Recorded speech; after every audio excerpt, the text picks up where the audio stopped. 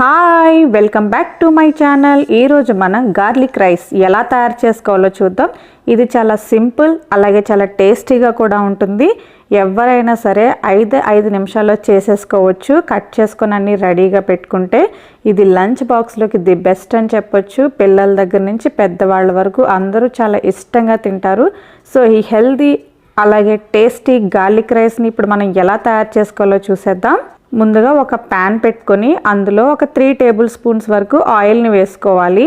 Oil heat అయిన తర్వాత ఇలా చిన్న ముక్కలుగా కట్ చేసి పెట్టుకున్న వెల్లుల్లిని వేసుకొని మనం గోల్డెన్ బ్రౌన్ కలర్ వచ్చే వరకు వేయించుకోవాలి.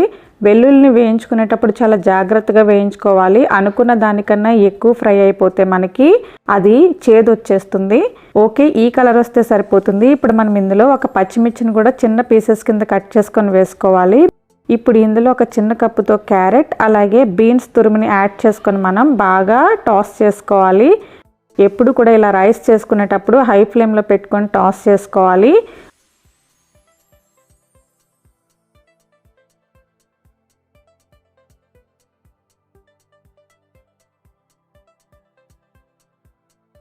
ఓకే, ఇవైతే మనకి ఫ్రై అయిపోయినాయి కదా. ఇప్పుడు మనం ఇందులో రైస్ని యాడ్ చేసుకోవాలి. నేను 1 కప్పు వరకు బాస్మతి రైస్ని యాడ్ చేసుకున్నాను.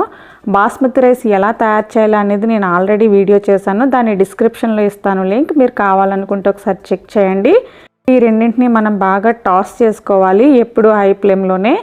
ఇప్పుడు ఇందులో ఒక 1/2 teaspoon black pepper powder, ఒక 1/2 teaspoon white pepper powder, అలాగే సరిపడా సాల్ట్, కొంచెం పంచదార, అలాగే చిటికెడు టేస్టింగ్ సాల్ట్ని కూడా యాడ్ చేసుకొని హై ఫ్లేమ్ మీద మొత్తం అన్నింటినీ కలుపుకుంటూ టాస్ చేసుకోవాలి.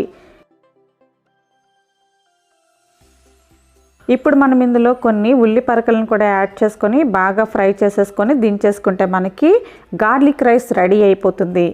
అంతే, ఎంతో టేస్టీగా మనకైతే గార్లిక్ రైస్ రెడీ అయిపోయింది. దీన్ని ఇలానే తినొచ్చు, లేదు అంటే మంచి రైతాతో సర్వ్ చేసుకుంటే చాలా టేస్టీగా ఉంటుంది.